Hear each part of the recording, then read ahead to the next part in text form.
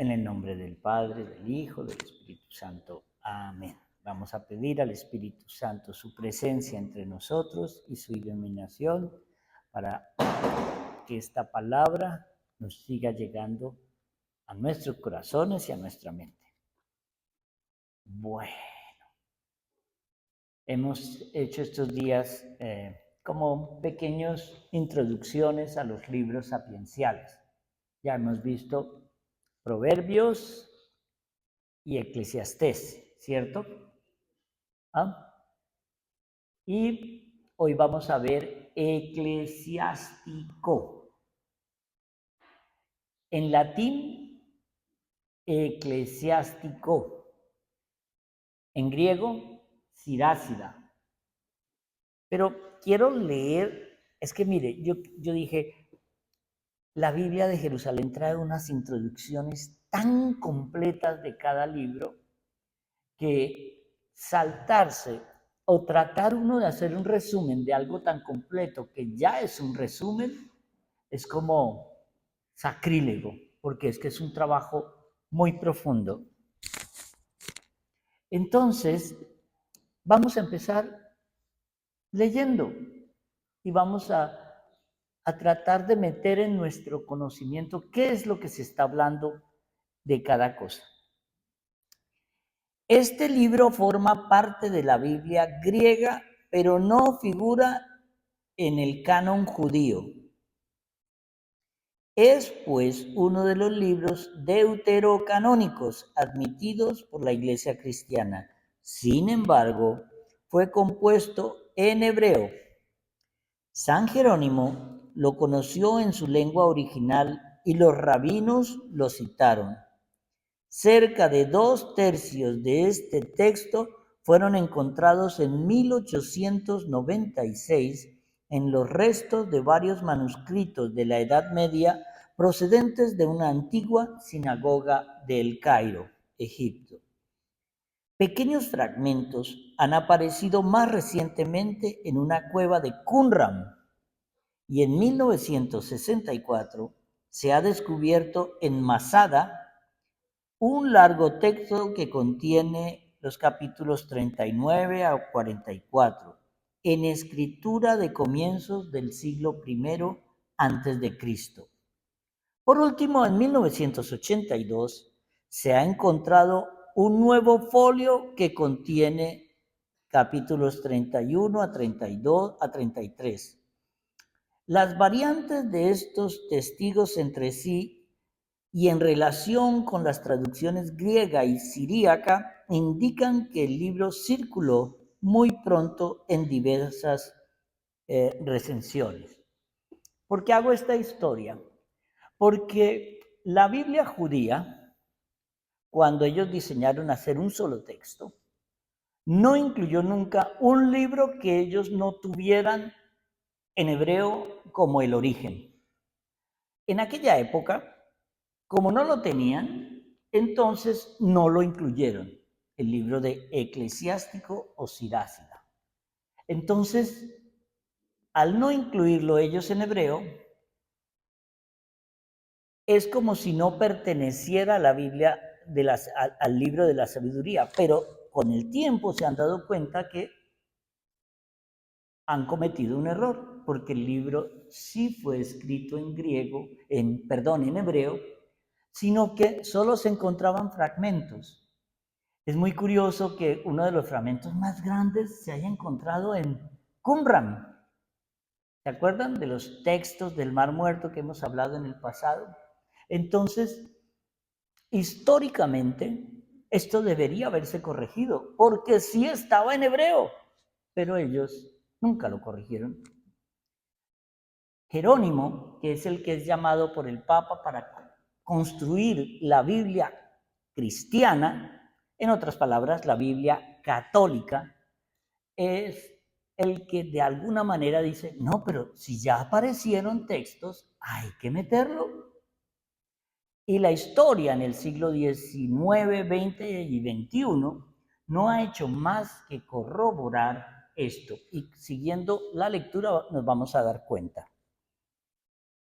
Su título latino Ecclesiasticus es una denominación reciente, la hizo San Cipriano, que sin duda subraya el uso oficial que de él hace la Iglesia, en contraposición con la sinagoga. Recordemos, no está en hebreo, no se cita en la sinagoga judía, pero nosotros sí la citamos. En griego, el libro se llamaba Sabiduría de Jesús ben Sirá, y el autor es también nombrado en el capítulo 50. Actualmente los estudiosos le llaman Ben Sirá o el Sirácida, según la forma griega. El nieto del autor explica en su prólogo que si ustedes, la tarea, acuérdense, cuando yo hablo aquí un martes y explico el resumen y doy el pasabocas, con qué nos vamos a encontrar esa semana, lean el libro. Si ustedes siguen a ese ritmo, leeremos tarde o temprano toda la Biblia. Entonces, el nieto del autor explica en su prólogo que tradujo el libro cuando vino a residir en Egipto en el año 38 del rey Ebergetes. En Egipto no puede tratarse más que de Ptolomeo VII Ebergetes y la fecha corresponde al año 132 a.C. Su abuelo, Ben Sirá, vivió pues y escribió hacia el 190 o 180 a.C. Un argumento interno confirma esta fecha. Ben Sirá hace del sumo sacerdote Simón un elogio basado en recuerdos personales. Se trata de Simón II, que no murió antes del 200 a.C. Si ves cómo se reconstruye la historia, si yo estoy, es como vamos a hablar en otra iglesia donde yo hacía una misa, había una señora que yo quería mucho, era la sacristana.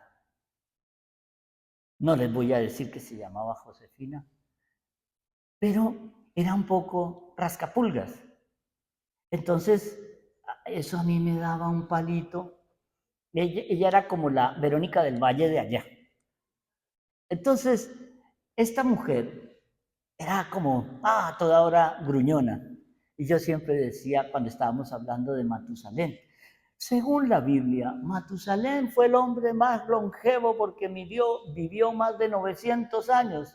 Seguramente el que escribió esto no conoció a Josefina.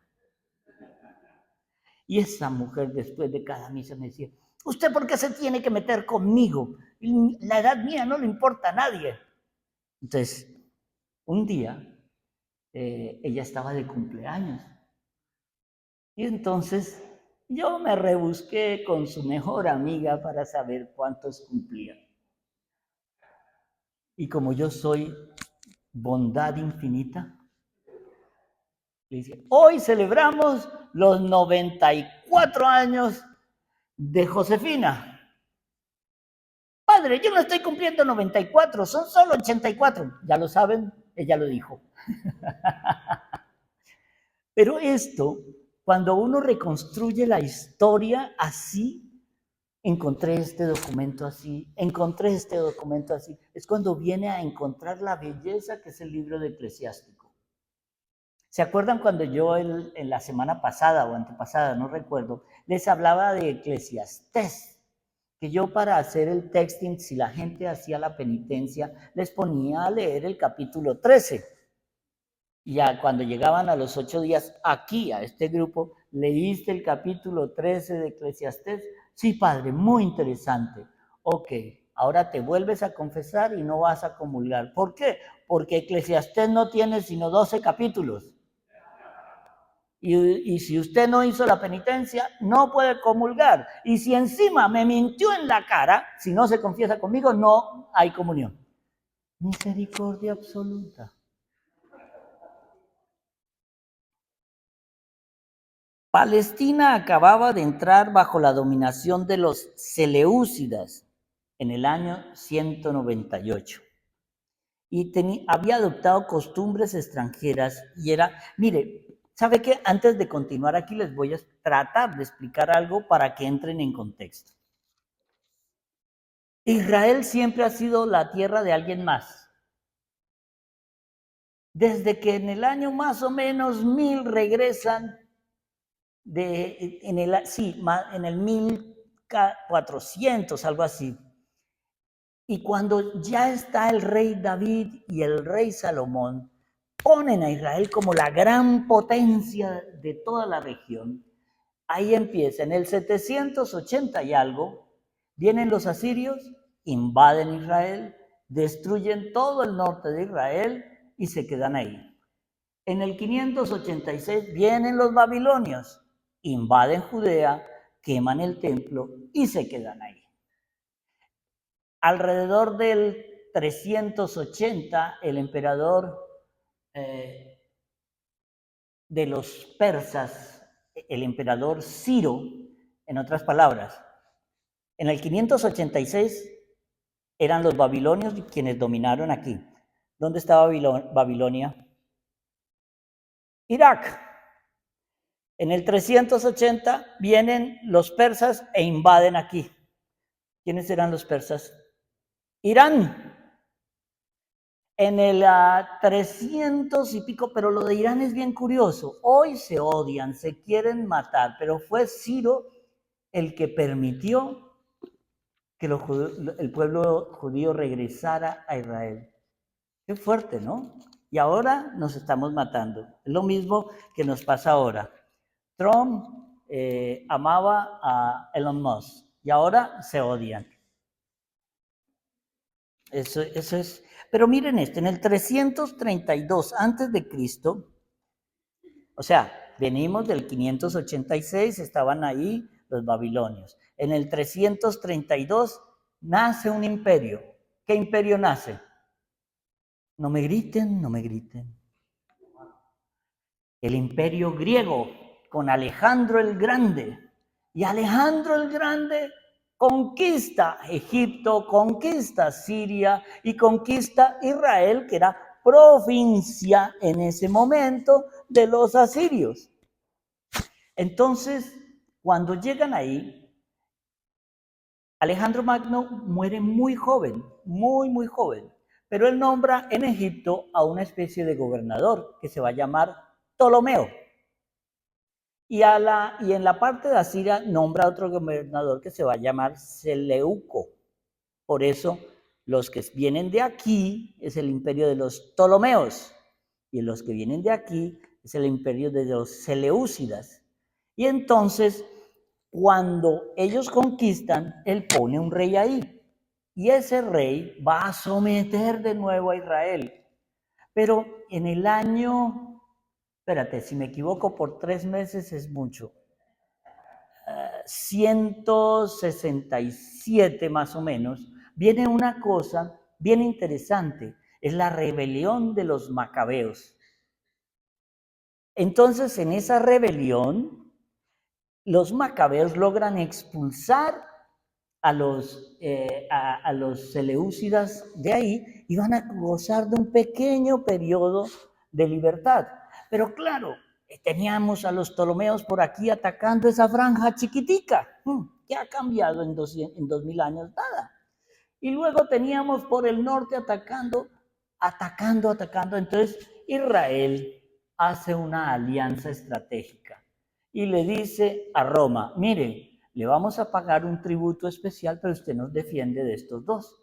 Entonces, ellos, en la rebelión de los macabeos, ellos nombran a un rey bien interesante y este rey permite purificar el templo de nuevo, porque ahí habían metido deidades, todo. La rebelión de los macabeos es porque los griegos asirios querían imponer los dioses griegos dentro del templo de Jerusalén.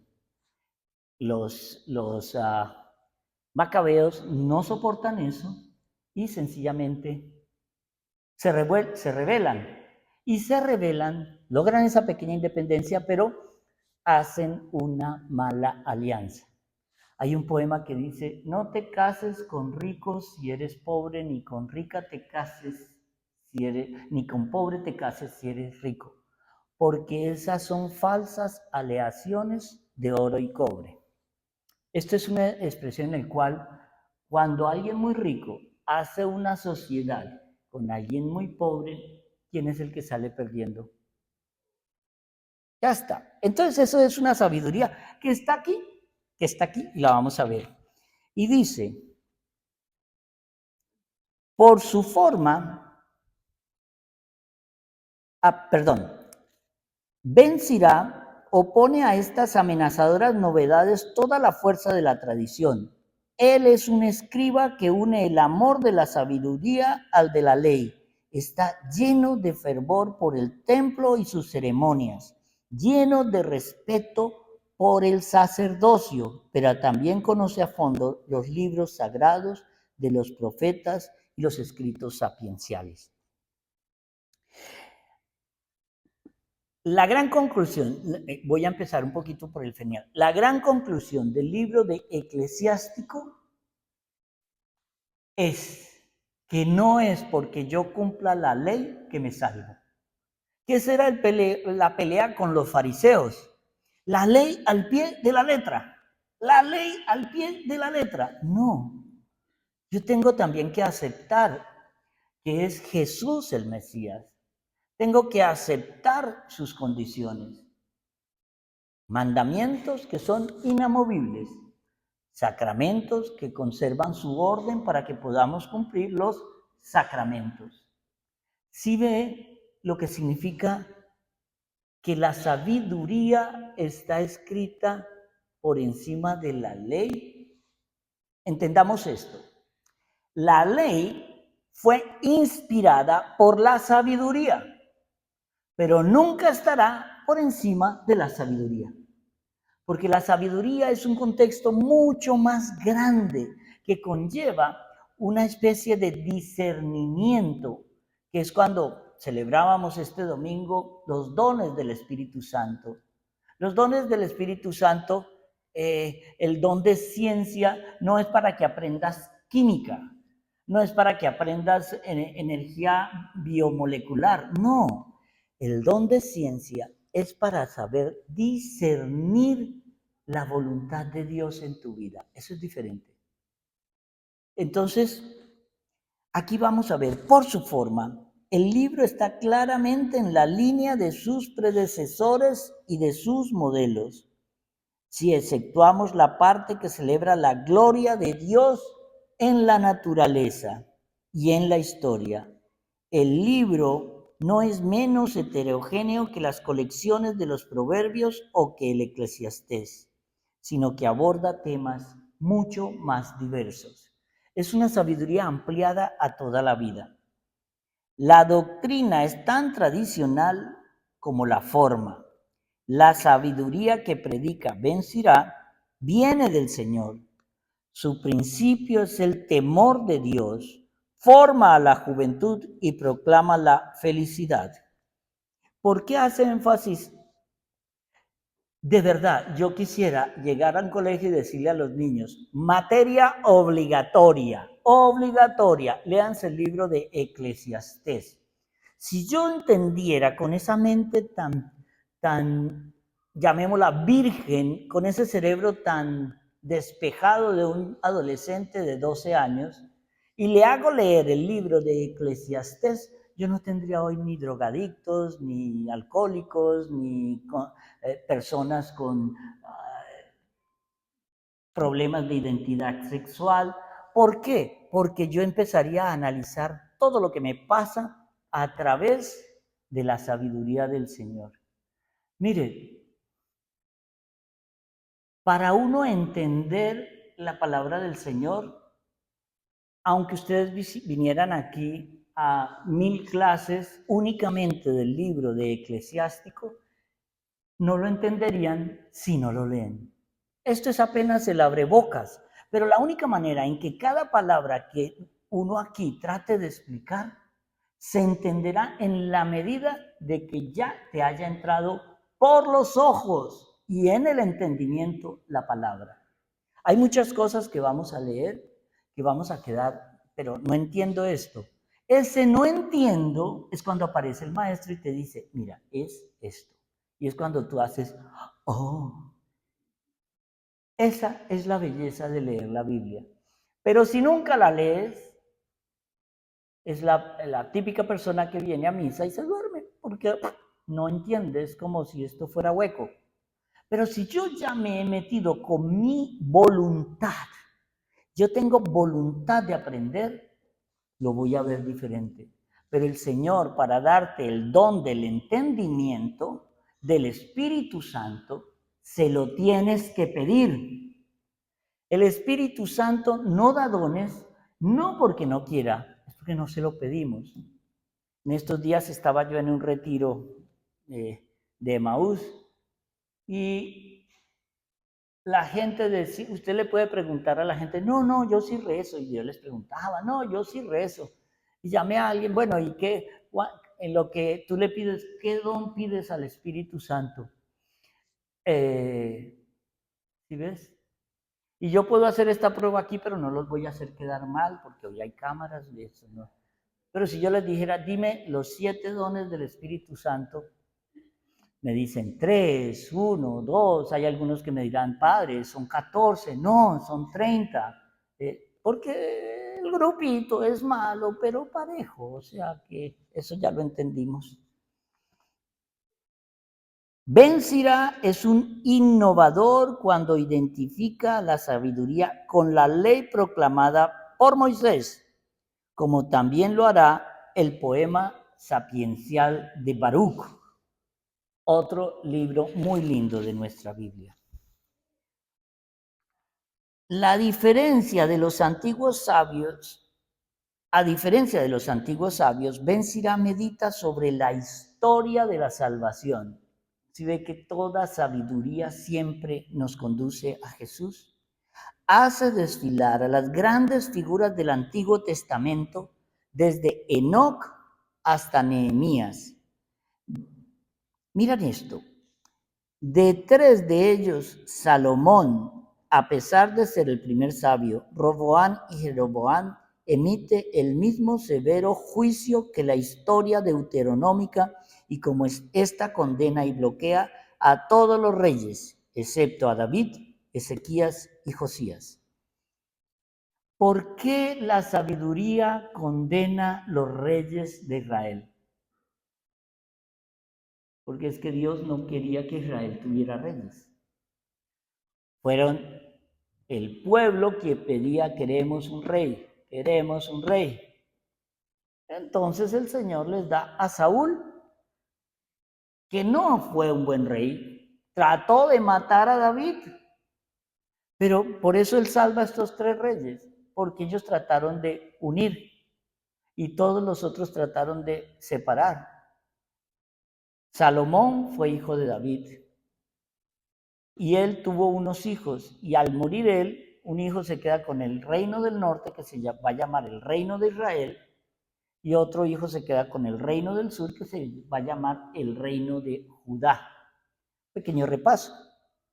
Cuando los asirios invaden el norte, aniquilan y desaparecen las 10 tribus del norte de Israel. Nunca más se volverá a saber de ellos.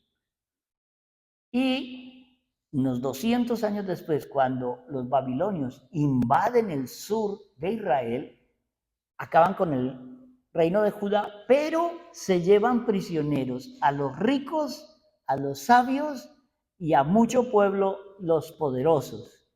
Al rey y a sus hijos los manda matar, pero se lleva eso. Pero eso lo que nos quiere transmitir hoy es que porque cuando Ciro permite regresar a Israel, regresa sobre todo 2 tribus, pero la más grande era la tribu de Judá. Por eso hoy llamamos a los israelitas judíos. Pero hoy sabemos que en Israel no solamente una cosa es pertenecer al pueblo judío y otra cosa es seguir la religión judía, porque hay israelitas musulmanes, hay israelitas cristianos y hay israelitas ateos. Entonces, esa confusión del término es bien interesante. Ben Sirá nos lo viene aclarando en la ley. Pero Ben Sirá se siente orgulloso del pasado de su pueblo. Se detiene sobre todo en los santos y recuerda los prodigios que Dios realizó por medio de ellos, por lo que hizo Dios con Noé, Abraham, Jacob, Moisés, Aarón, Pinjas y David. Con ellos hizo una alianza que sin duda abarca a todo el pueblo, pero que asegura privilegios duraderos durante ciertas familias, sobre todo sacerdotales. En aquella época, la tribu de Leví era de donde salían los sacerdotes. Es curioso que mientras ellos caminaban por el desierto, se iban moviendo de una manera muy coordinada que era recomendada directamente por Dios. Y cuando ellos de pronto encontraban agua o un oasis, se detenían ahí. Y lo primero que armaban era el tabernáculo. Y el tabernáculo era habitado todos sus alrededores por la tribu de Leví. Al norte había 3 tribus, al sur había 3 tribus, al este 3 tribus y al oeste 3 tribus. Y cada tribu tenía una función diferente para la defensa del pueblo, para la defensa de los israelitas. Pero la tribu de Leví era la única que estaba en contacto permanente con el tabernáculo. Y el arca de la alianza era llevada por unos sacerdotes especiales. Eso no era que, yo la llevo, no, yo la llevo. No, había grupo de sacerdotes que eran los únicos que podían tocar el arca sin morir. Pero recordemos que esto es bien curioso. El arca como tal no la podían tocar. El arca iba con 2 palos y unas argollas para que no la tocaran. En estos días, hace como un mes, vi un documental muy bueno de algo que apareció. La gente cree que el arca de Noé fue un mito. Ustedes saben que ya encontraron el arca de Noé. Lo pueden ver en YouTube, está en el monte Ararat. Y entonces, esa arca está en la cima de una montaña. Y han descubierto algo bien interesante. Cuando las aguas subían y el viento soplaba, el arca se iba a mover mucho y no podía atracar en ningún sitio. Entonces han encontrado unas piedras de 1,80 m más o menos de altura, con unos huecos así, en unas posiciones a mucha profundidad. Acordémonos, estamos en una montaña y esas piedras las han encontrado como en un orden lógico. Eran cuando el arca estaba muy inestable, ellos soltaban estas piedras para que fuera, cuando tocaban el suelo marino, el arca quedara estable. La historia, la arqueología no ha hecho más que comprobar una y otra vez, la historicidad de los hechos narrados en la Biblia. Pero creemos que fuera, no importa, eso no importa, va a importar el día de la muerte. Pero bueno,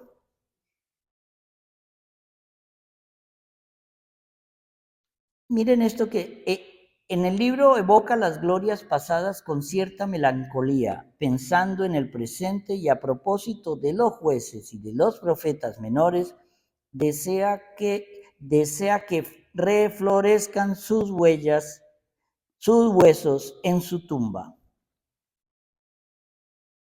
El primer gobierno que tuvieron los israelitas fue un gobierno de jueces. Eran 12 jueces elegidos entre los ancianos. Ellos gobernaban todo, que era el gobierno que Dios quería que se hiciera.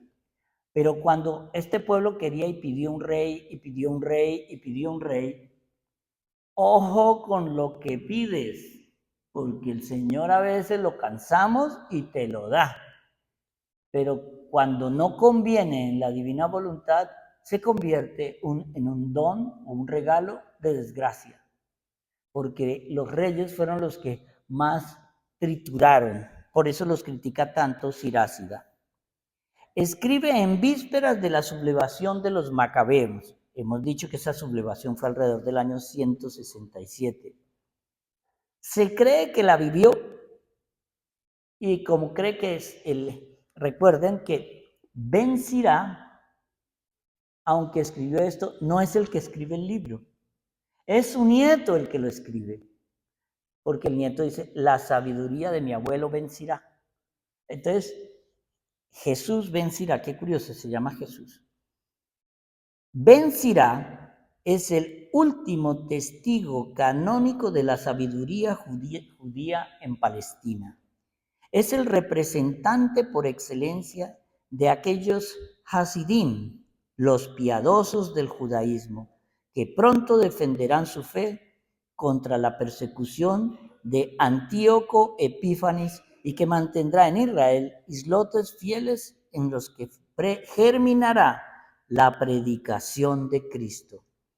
Aunque no fue aceptado en el canon hebreo, el eclesiástico aparece frecuentemente citado en los escritos rabínicos, en el Nuevo Testamento, en la epístola de Santiago, y toma de él muchas expresiones, y el Evangelio de San Mateo se refiere a él varias veces, y hoy todavía la liturgia se hace eco de esta antigua tradición de sabiduría. Recordemos siempre,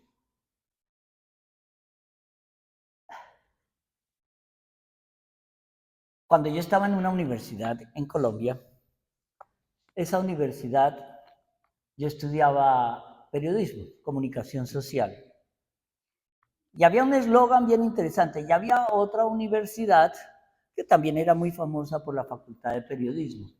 Pero una vez el decano nos dice algo bien interesante. Aquí educamos a los directores de medios de comunicación.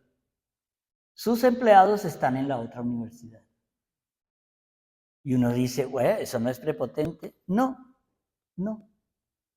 Porque mírenlo en la vida de ustedes. A ustedes les enseñaron a manejar, aprendieron a manejar y conducen. Pero ustedes no son pilotos de Fórmula 1. Cuando a nosotros nos decían eso, ¿por qué? Porque la universidad, no voy a decir que fue la Javeriana, es la universidad en periodismo, te enseñaba a pensar, a ser una mente crítica de lo que estaba sucediendo, pero una mente crítica dentro del cristianismo. Muchas de las universidades de periodismo en todo el mundo te están enseñando cómo manejar un computador, cómo meterte en las páginas sociales, cómo editar un video, cómo hacer que ese video sea viral, cómo subirlo, a qué hora. Te están enseñando a cómo se marketing. Pero no tienes contenido. Y ves que hoy una chica sale y se pone 2 trajes de baño y a los 20 días ya tiene 100,000 seguidores. Pero el contenido, la conjunción perfecta se da cuando esa persona o ese grupo de personas tienen un contenido con buena técnica. Ahí es cuando esto se vuelve diferente. Entonces, eclesiástico es la enseñanza de cómo debo pensar desde el punto de vista de la sabiduría de Dios, no del mundanal ruido. ¿Cómo debo aceptar lo que ocurre hoy en el mundo? ¿Cómo debo pensar lo que me ocurre a mí en la vida? Un divorcio, una enfermedad grave, una hijo o una hija calavera. ¿Qué me quiere enseñar el Señor hoy a mí? ¿Cómo me debo enfrentar a eso? ¿Cómo tengo que aceptar lo que me está ocurriendo? Porque todo pecado lleva en sí mismo engendrada la semilla del castigo. Muchas veces decimos, no, es que mi abuela era una bruja y no sé qué, y cuando era chiquita a mí me ofrecieron. Y no es que el pecado se herede como no. Son las consecuencias del pecado lo que nos toca a nosotros. Pero el pecado como tal se rompe en el instante en que yo acepto a Cristo. Y quiero hacer lo que Cristo enseña. Y quiero seguir las palabras de Cristo. Por eso Eclesiástico se convierte en un manual. Todo. Es que, mire, aquí todos ustedes tienen carro. Dígame, una persona aquí que haya leído el manual del carro. Nadie. Yo aprendí eso cuando por primera vez, soy un poquito nerd.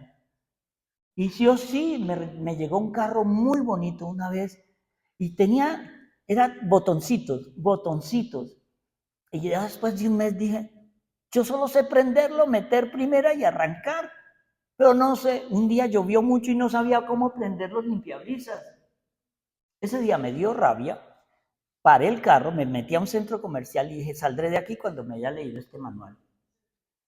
Obviamente me costó mucho trabajo y como 7 cafés porque el manual estaba en inglés depurado. Pero miren esto, Eclesiástico es un manual. No te va a decir, mira, si tienes una novia rubia o una novia morena, entonces elige. No, te va a decir cómo enfrentarte a las situaciones de tu vida. Y lo van a ver rápido. Vamos a leer, como siempre, los primeros, ¿tenemos tiempo? Así. Los primeros capítulos. Dice, este es el prólogo del traductor.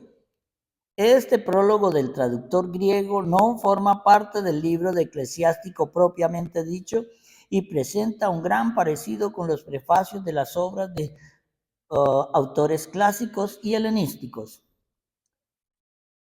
¿Por qué lo pone? No forma parte del libro original, forma parte del traductor al griego. Pero mire lo que dice. La ley, los profetas y los escritos que le siguieron nos han transmitido muchas e importantes lecciones que hacen a Israel digno de elogio por su instrucción y sabiduría.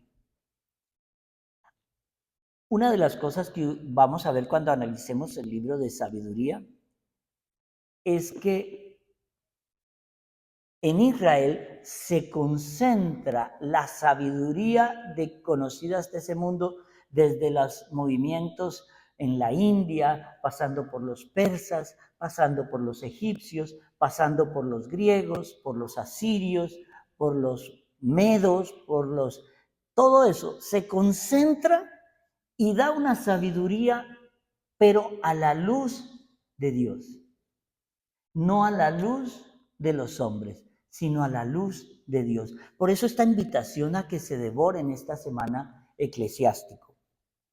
Ahora bien, no basta con que los lectores se hagan sabios.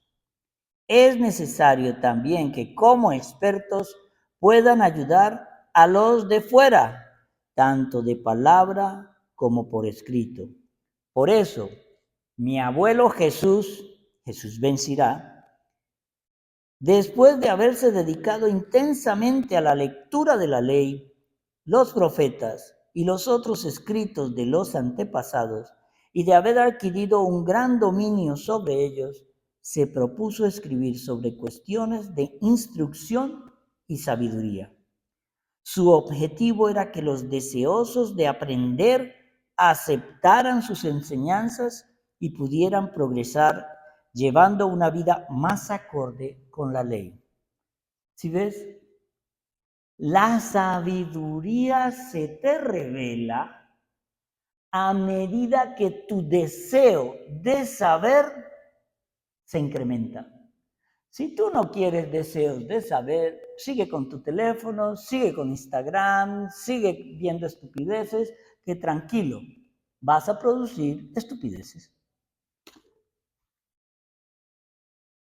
Quedáis, pues, invitados a leer este libro con benevolencia y atención, así como a ser indulgentes allí donde os parezca que a pesar de nuestros denodados esfuerzos de interpretación, no hemos acertado en la traducción de algunas expresiones. Es evidente que las cosas dichas en hebreo no tienen la misma fuerza que cuando se traducen a otra lengua. Esto no sucede solo en este libro, sino que también la misma ley, los profetas y los otros escritos presentan notables diferencias respecto a sus originales. El año 38 del rey Evergates llegué a Egipto, donde fijé mi residencia por un tiempo. Durante mi estancia allí encontré una obra muy instructiva y me sentí obligado a emprender la traducción de este libro con empeño y diligencia.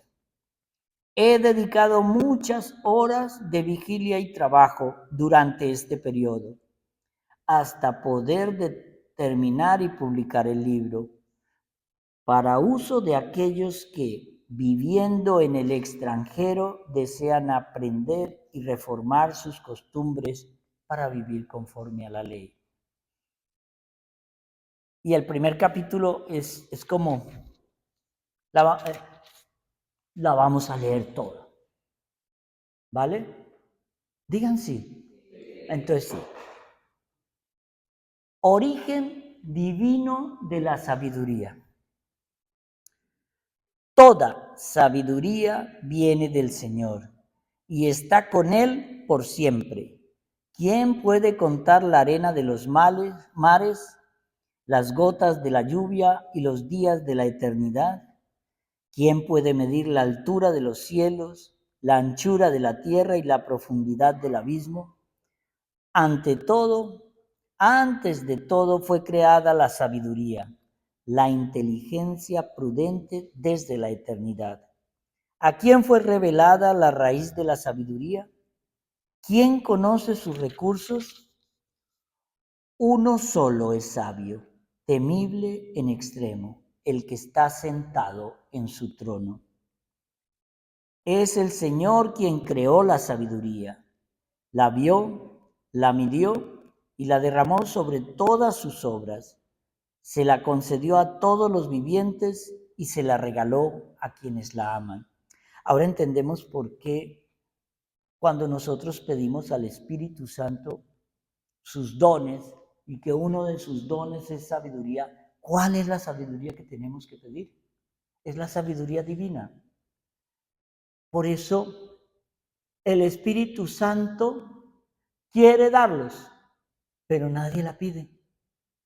Nadie dice yo quiero fortaleza, porque es que los dones de sabiduría, cuando dices fortaleza, no sé a quién le pregunté en estos días, ¿tú sabes qué es el don de la fortaleza?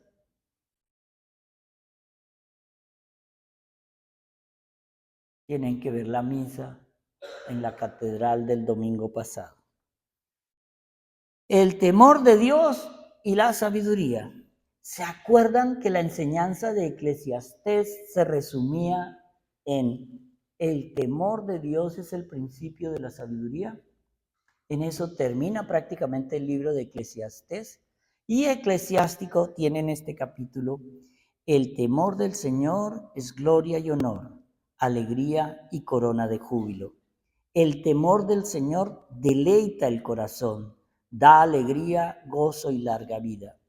El que teme al Señor tendrá un buen final. El día de su muerte será bendecido. Principio de la sabiduría es temer al Señor. Ella acompaña a los fieles desde el seno materno. Entre los hombres asentó su cimiento eterno, y con su descendencia se mantendrá fiel. Plenitud de la sabiduría es temer al Señor. Ella sacia a sus fieles de sus frutos, les llena la casa de tesoros y los graneros de sus productos. Corona de la sabiduría es el temor del Señor. Ella hace florecer la paz y la buena salud. hace llover ciencia e inteligencia y exalta la gloria de los que la poseen. Raíz de la sabiduría es el temor del Señor. Sus ramas proporcionan larga vida. Hay un pequeño recuadro aquí que dice, paciencia y dominio de sí. ¿Por qué nos da ira? Porque no tenemos paciencia. ¿Por qué nos da envidia? Porque no sabemos esperar. ¿Por qué nos da rabia que no salgan las cosas como queremos? Todo es ausencia de sabiduría. La pasión del injusto no puede justificarse, porque el ímpetu de su pasión le hará caer. El hombre paciente aguanta hasta el momento oportuno y al final su paga es la alegría. Hasta el momento oportuno retiene sus palabras. Por eso muchos alaban su prudencia. Entender esto es como muchas veces el Señor en el libro de los Salmos dice que no te dé envidia el éxito de los malos. Siéntate a esperar y ya no lo verás. Entonces,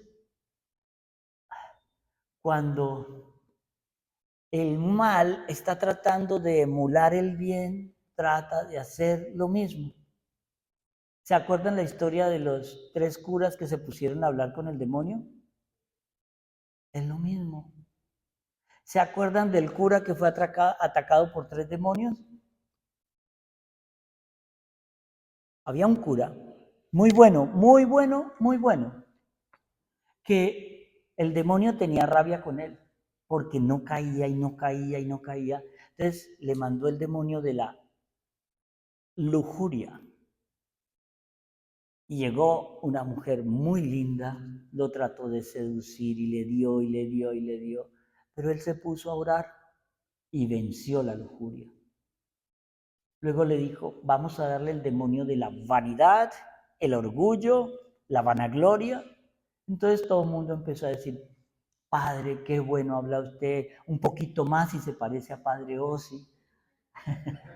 Qué humildad, qué humildad. Entonces, él empezó a orar y no se dejó engañar por vanas palabras y venció al demonio de la vanidad y siguió adelante. Y luego vino el demonio de la avaricia. Empezaron a llegarle ayudas para el templo y dinero venía por acá y venían y le decían, Padre, mire, no, esto es, cójalo para usted, para sus gastos, son miserables 10 millones de dólares, que tranquilo. Y él siguió orando y venció el demonio de la avaricia. Estos grandes demonios se dieron por vencidos. Y entonces se fueron ya, un día estaban ya saliendo de la iglesia y iban directo a darle cuentas a Satanás. Cuando Satanás, por viejo, les mandó un demonio chiquitito, chiquitito. Estos eran imponentes, grandes, con me recuerda mucho a Miyagi, el de la película, con un bastoncito. Y estos 3 demonios grandes se empezaron a burlar. ¿Y usted para dónde va? No, a hacerlo caer a él. Mire, no hemos podido nosotros, va a poder usted. ¿Usted qué demonio es? El demonio del tiempo y la oportunidad. Vengan conmigo y en el momento que ese sacerdote deje de orar, yo les diré, ataque. Y ahí ganan. Así es como nos ataca el demonio a nosotros. Tú puedes estar en santidad orando 7, 8, 10 años, pero eso sube el nivel de la tentación. Y cuando ese nivel de tentación sube, es cuando más tienes que orar. Porque si caes, pierdes todo lo que has hecho. Porque solo el que persevere hasta el final será salvo. Esto dice la Biblia, no yo. Y entonces, la sabiduría del eclesiástico nos va a enseñar a cómo perseverar en la oración con el tiempo. Ese es el mensaje hoy de Eclesiástico. Léanlo y hablamos la próxima semana. Que el Señor los bendiga y los coja confesados. Amén.